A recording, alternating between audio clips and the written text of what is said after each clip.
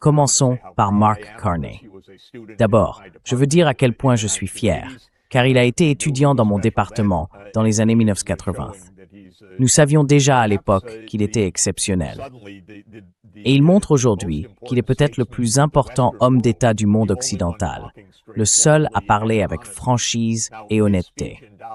Son discours à Davos, magistral, a suivi son voyage en Chine, qui était peut-être encore plus remarquable, car voici le Premier ministre du Canada se rendant à Pékin pour établir un partenariat stratégique avec la Chine. Ils ont conclu un partenariat commercial, un partenariat d'investissement, un plan pour des investissements chinois dans les véhicules électriques au Canada, ce qui est grandement nécessaire, car l'industrie automobile américaine est en train de devenir pratiquement obsolète en s'obstinant sur les moteurs à combustion interne. Cette industrie distinguée, etc. That is the traditional U.S. industry. Canada is diversifying economically, but also Et le Canada se diversifie économiquement, mais aussi géopolitiquement. C'était une décision audacieuse, car le Canada partage bien sûr une longue frontière avec les États-Unis. Et Trump, tous les quelques jours, déclare en substance que le Canada lui appartient aussi. Mais le Premier ministre Carney s'est exprimé très clairement et n'a pas eu peur de forger de nouvelles relations de politique étrangère très importantes avec la Chine. Je pense que cela revêt une importance considérable. Je suppose que d'autres l'ont remarqué. Je sais que certains gouvernements sont ébahis et stupéfaits par ce qui se passe. Et en effet, ils y prêtent attention. Tout cela signifie, bien sûr, avant tout, beaucoup d'instabilité à venir. Maintenant, Trump a reculé à Davos par rapport à sa menace de la veille de prendre le Groenland par la force, et ainsi de suite. Il est également revenu sur sa menace de tarifs douaniers. C'est une question de throughout descent et sword. Pourquoi?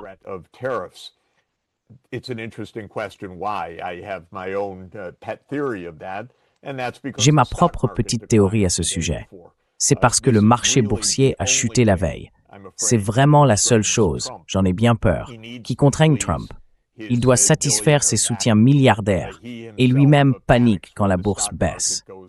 C'est aussi sa fierté et sa joie. Le marché a mal réagi à toutes les conséquences potentielles du conflit entre les États-Unis et l'Europe.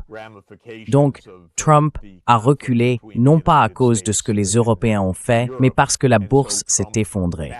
Et probablement que le secrétaire au Trésor, Scott Bessent, lui a expliqué qu'il ferait peut-être mieux de calmer le jeu pour faire remonter le marché. Peut-être même qu'ils ont anticipé le marché et gagné de l'argent sur ces transactions, car c'est à peu près la norme pour le gouvernement le plus corrompu que nous ayons jamais eu aux États-Unis.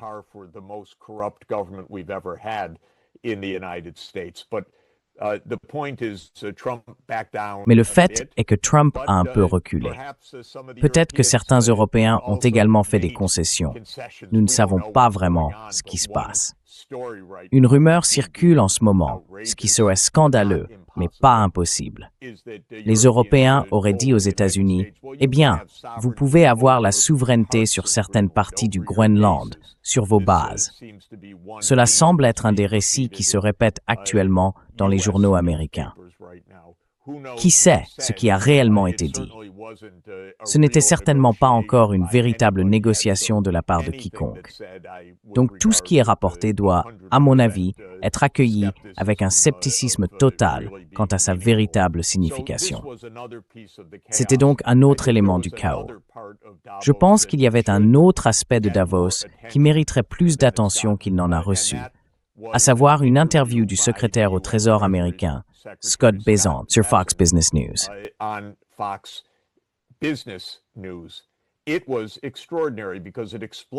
C'était extraordinaire, car cela expliquait autre chose dont toi et moi avons parlé et sur laquelle j'ai publié plusieurs messages, à savoir ce qui se passe en Iran. Parce que Scott Bessent a vendu la mèche. Il a dit « c'est une opération de changement de régime ». L'idée est que les États-Unis écrasent l'économie iranienne. Si toi ou moi avions dit cela il y a 2 ou 3 jours, les gens auraient répondu « Oh non, vous devez être des apologistes de l'Iran ». Vous essayez sûrement de trouver des excuses au régime iranien pour toute sa corruption, et ainsi de suite. Mais laisse-moi simplement lire un petit passage de ce qu'a dit Besant. L'intervieweuse, Maria Bartiromo, lui a demandé « Que voulez-vous dire à propos des sanctions ?» Un sujet sur lequel vous travaillez, bien sûr. Que prévoyez-vous concernant l'Iran et les effets là-bas? Les sanctions fonctionnent-elles? Alors Besant répond « D'accord, il y a les sanctions du tsar. »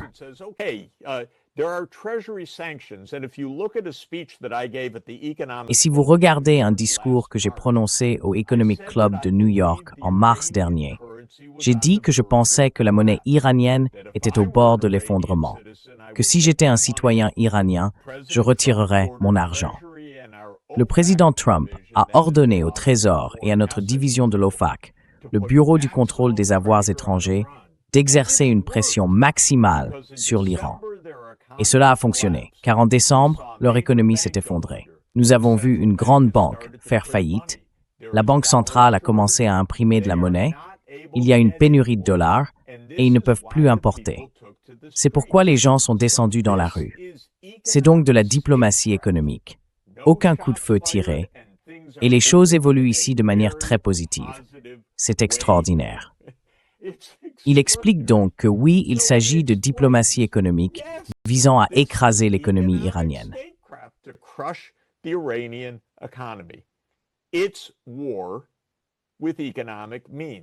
C'est une guerre avec des moyens économiques, totalement contraires au droit international, contraires à la Charte des Nations Unies. Les sanctions sont illégales. Et quand Scott Bessent dit que les choses évoluent de manière très positive à cause de l'effondrement économique, on voit à quel point ces gens sont complètement tordus. C'est vraiment un empire du mal, je dois le dire, car l'idée, c'est la destruction des autres en général. Nous avons eu des secrétaires au Trésor qui n'expliquent pas exactement ces choses avec autant de fierté, mais voilà, il l'a exposé clairement. Je pense que cela m'a aussi aidé à bien souligner pourquoi Bessent a son poste. C'était le type des fonds spéculatifs avec Soros qui a attaqué la livre sterling.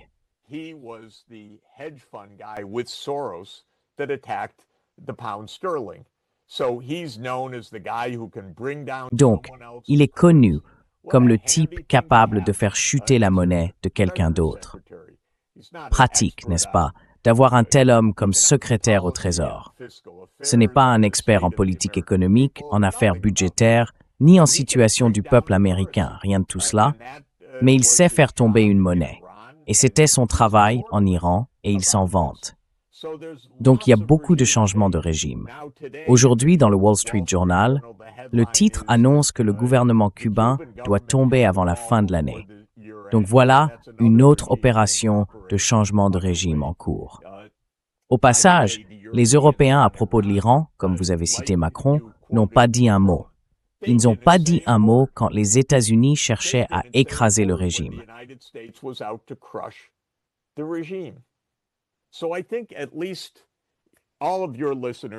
Je pense donc qu'au moins tous vos auditeurs sont extrêmement bien informés. Il faut que les gens comprennent qu'il ne s'agit que d'un discours de voyou, un comportement de gangster de la part des États-Unis. Cela dure depuis longtemps. Le fait que ça se soit retourné contre les Européens, voilà qui a surpris. Le fait que cela a été longtemps utilisé contre les Libyens, les Soudanais, les Somaliens, les Libanais, les Irakiens, les Iraniens, les Yéménites, les Palestiniens, bien sûr. Eh bien, cela n'avait pas attiré l'attention auparavant. Je dois d'ailleurs ajouter, même si je souhaite le bien du Danemark, que lorsque les États-Unis et Israël ont bombardé l'Iran en juin dernier, il y a bien sûr eu une réunion du Conseil de sécurité de l'ONU, et j'y ai assisté.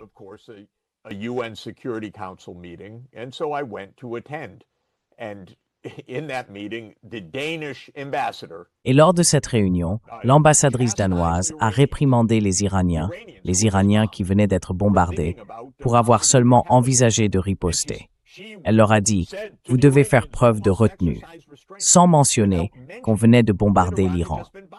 Elle n'en a même pas parlé. Alors je suis allé la voir après, et je lui ai dit « Madame l'ambassadrice, peut-être auriez-vous aussi dû dire qu'Israël venait de bombarder l'Iran. » Elle s'est retournée et est partie. Maintenant, ils sont contrariés.